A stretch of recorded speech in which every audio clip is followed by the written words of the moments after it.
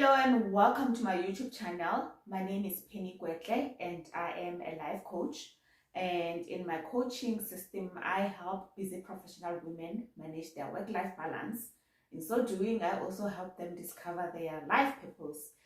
So why do I do these videos? I come to this channel to just share my knowledge that I have acquired or accumulated over the years. And I mean, let's face it, life is too difficult these days and can only go to a coach once a week at a stretch or at a push, or once a month, if you must, if you have the resources and the funds to do that. So what I do, I come to this channel and just throw my nuggets there and the tools that people can use to try and change their life or diffuse the situation that they may find themselves in. As a personal development coach, as a self-awareness coach, I come here with the tools so that you can be able to change your life. So if you scroll down, if you're new to this channel and you scroll down, you will see a lot of materials that I have already covered, and you can just check there to see what you wanna do or what you wanna change your life, and you will be able to do that in terms of what I've shared already in this channel. So today I want to talk about a topic that I say a lot about this thing in my channel and in my posts on social media, but I wanted to just hone in on the subject that I want to talk to, and that I may maybe try and define it a bit. Because a lot of us coaches, even pastors, speak about this one element of us, which is the soul. The soul. I'm going to talk about the soul, and my title is that, what is the soul? So I remember in my spiritual journey, in my spiritual work, I came across a lot of books. I took control, or I took charge of my life. I wanted to find out a lot of things. I was doing a lot of research, and there's all the time people are saying the soul, the soul, the soul, the soul. And even in the Bible, the soul. But sometimes we make it synonymous with the heart and the spirit, and it's not the same thing. Those three things are not the same thing. So because I don't know whether it's because there's no better definition, or we haven't really honed down or pierced the veil of what actually is the soul. So we tend to synonymously call it the heart or the spirit. And whilst I was in my spiritual journey, in the beginning, I come across this book. It's by Pastor Andrew Womack. It's called Spirit, Soul and Body. So yeah, we often heard that a human being consists of the spirit and the soul and the body, but we actually don't understand how these three aspects, these three elements of a human being are break out, or how do they work. I remember when I was at church, someone from church asked me that if we are made in the image of God, and we are made in an image of God, why do we keep on doing the things that we are doing? And what is the difference between heaven and earth and all that, which is maybe a topic for another day. But I wanted to maybe cast some light, for myself, if not for anybody else, for myself, because sometimes when we talk about these things, they tend to be clarified in us better than before, or even more awesome than before. So I was doing a whole lot of research, and then I actually wrote some notes here, and I want to read from one of the notes that I have made here. It is a quote by Rav Ashlag. He was a Kabbalist sage, and he's the founder of the Kabbalah Center, and he's from that lineage, yes. So he says, our soul is not different at all from the essence of the light of the Creator. The only difference is that our soul is a part and it is not everything. It is like a stone that is hewn from a mountain. The essence of the mountain and the essence of the stone are the same. Like I say, it's Rav Ashlag who honed this quote. So what is he saying? In a nutshell, he says that the soul, it's a part of the Creator. It is just a part. It's not everything. And we hear people say, oh, I'm God. We are God. Yes, we are God because we have that element of God within us. So the soul is like the engine. It's the engine of the body. It's like the center of the human being, because without the soul, I mean, how do they know that someone is dead? It's when their heart stops beating, but also there is not that life force, which is the soul within the body, because the soul is the one that revitalizes the body. It energizes the body, even though the body so occupies it, or so the body just, the body consciousness, once the body wants to do something, it doesn't even listen to what the soul, because the soul is always speaking, but not loudly, softly, but the body wants its thing, the soul wants its thing, and usually, and most of the time, not even usually, always what the soul wants is what's good for the body. But we don't want to give way to the soul. And it says also somewhere in the Bible that the spirit is willing, but the body is not strong. The body is weak. The spirit is willing. It's the flesh is weak.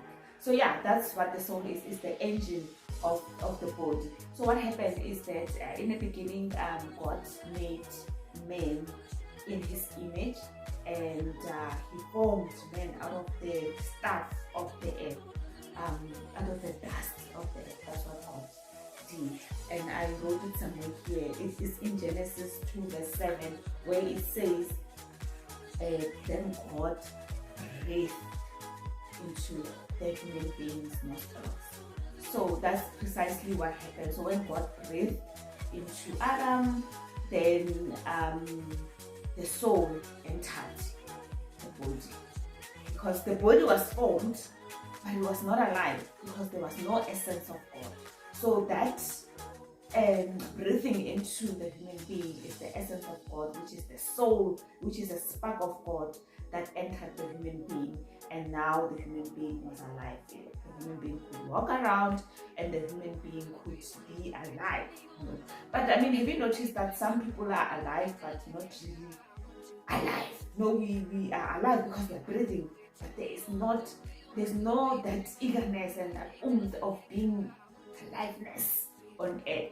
So that's basically it. And everything has a soul. What am I talking about? I mean, in the past, people used to say that animals don't have souls, but animals have souls. Trees have souls. Every blade of grass has a soul.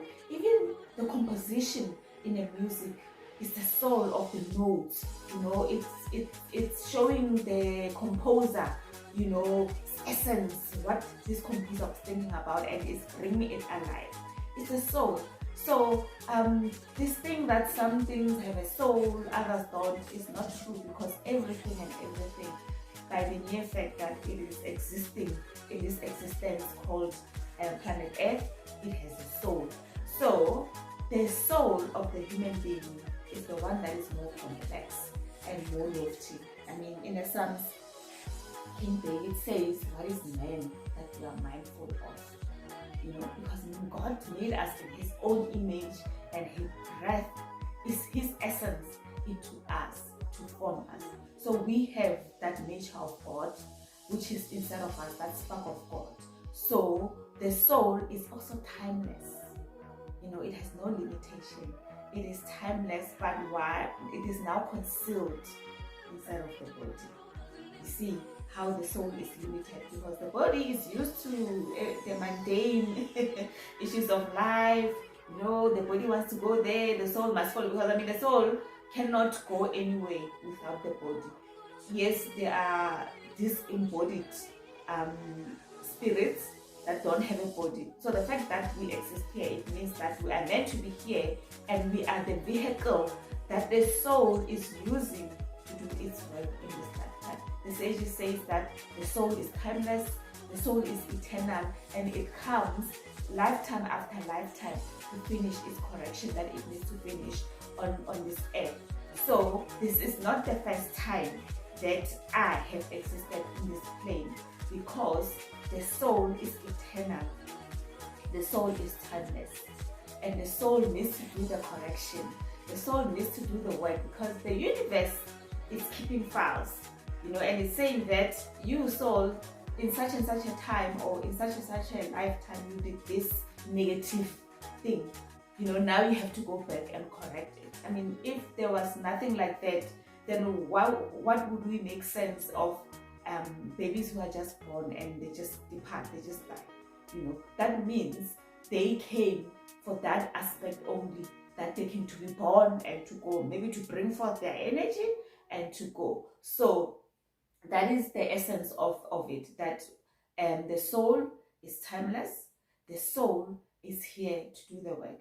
And I think also in the book of Proverbs, I wrote it here, it says that the soul of man is the candle of God. The soul of man is a candle of God. Yes, God is doing work through us human beings here on earth, and he's using us as the little sparks, the little sparks. Each and every one of us are little sparks of the light of God, and we come here as a vessel to do what God in eternity cannot do by himself. He needs us as a vehicle to do that, and what he does is that he injects his spark within us. And my spark, your spark, and so spark out there, they are accomplishing the will of God, the global will of God on earth. So what does a candle look like? A candle is a stick, and it has that wick thing inside of it, and when you light that wick, there's a flame. So most of us human beings, it's like we are existing, but we have lost our flame, we have lost our zest for life, because now our flame is not shining brighter. Our candle is dimmed, like we are at the mercy of the wind. When you light a candle, it can be blown by the wind, which is the same thing that happens to us human beings. Someone says something and they dim your light, and now you have to work by your own effort. We have to work by our own effort to light up our candle. Each and every one of us have the obligation to light their own candle, and once the candle has caught in the flame, then we are good to go. We have to do that by our own effort. This candle, it was bright, burning light at first. When it entered this body, it was a bright, burning light at first. But through sin, and when I say sin, I'm not saying the bad things and the negative things that we do only. Like the most dangerous sin is the sin of us forgetting who we are. That's how we dim our light. We forget who we are, we forget where we come from, we forget what are we here for, we even forget our life purpose, and then we just exist. And that is what dims our light. That sin that dims our life. And we have become a very feeble one, by which man has only a glimmering view of different things. So the candle must be lit until the flame can stand alone. There is that effort of lighting the candle, and once the flame has been caught, it can brighten it can burn by itself. But even while it's burning, something can happen. The wind can come and blow that candle, and raising up the candle, each person must do their own effort to make sure that this candle keeps on burning. The soul dwells in the body, so that it is strengthening the work of the Creator. The true nature of us human beings is to take pleasure in our own accomplishment, our own effort that bring results, not things done for us or given to us just without merit. And this is really what happened at the garden with the fall. If you read the Bible and you listen to that conversation between Eve and Satan, it was a question that did God say, you mustn't partake of this fruit, because once you eat it, then you will be like God. Because that's what was missing from us, to be like God in terms of creating, our own reality. We wanted that for ourselves. That's why this planet was formed. That's why this realm was formed, so that we can co-create with God. So once we are here, then we have forgotten why we're here. We have forgotten what have we come here to do, and then we start just living without purpose, without direction. And that's what causes a lot of friction for a lot of people, because we have simply forgotten who we are. And then sometimes challenging things happen just to nag us, to show us, to remind us what we have come here for. But what do? We dwell and become so overwhelmed and so overcome by the emotions that are coming from the things that are happening in our lives, that we don't do any spiritual work.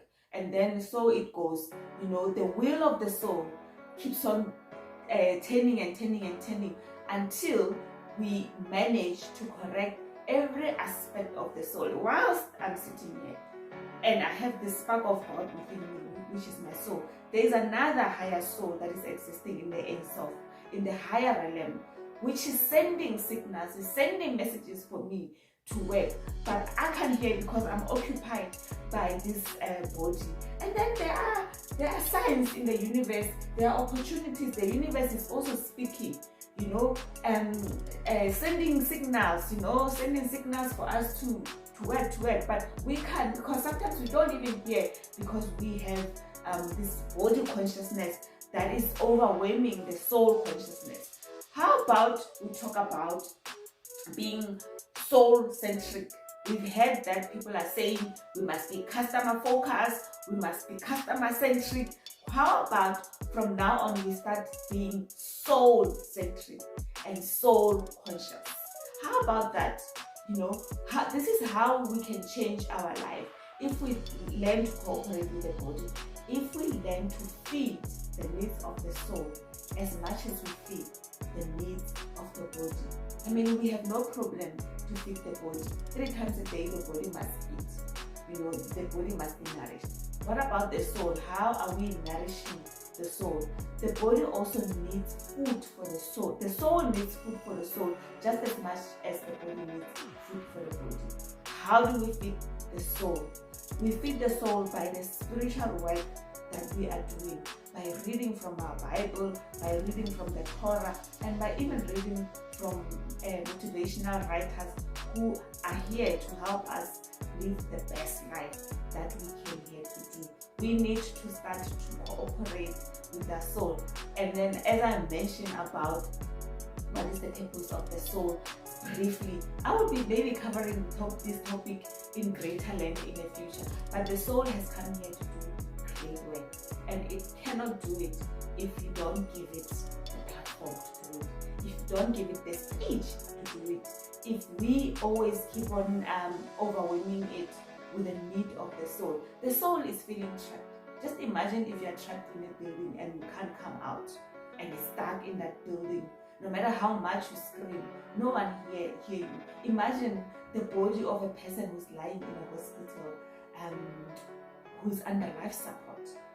That soul is yearning, that soul is screaming, but it's not able. Because if we keep on doing negative things, and we keep on not giving the soul the right to exist, eventually the soul is dim, so much so that it cannot do anything. No matter how hard it screams, we don't hear it. And then imagine you locked in that building. You can't come out. Or you're in a lift, an elevator. You cannot come out. You're pressing those buttons. Nobody's hearing you. It's the same way that the soul is doing, and no one is hearing it, and no one is giving it the right to coexist, to exist, the right to channel the body as a vessel. That's the reason why the soul has come here, to occupy the body so that it can direct the body as to where, who, how. Those divine accounts that happens, divine meetings, they can happen only if we give them, the soul, the right to exist, the right to be. But we don't do that. We don't do that enough. And I mean, the soul knows. The soul knows everything. The soul knows the path. It knows who. It knows how. It knows where. It knows which path. But it's not heard. And we keep on revolving the same circle. Have you realized how we keep on attracting the same set of circumstances, the same set of relationships, the same set of jobs? We keep on doing that circle, and we're not giving the soul the right to exist. It is only when we co-create, when we cooperate with the soul, that we can start living meaningful life that we have come here to live. Well, I hope I managed to share something that is mind-blowing for you, and you have learned something from this video. Thank you so much for tuning in up to this far, and I will catch you later. Bye-bye.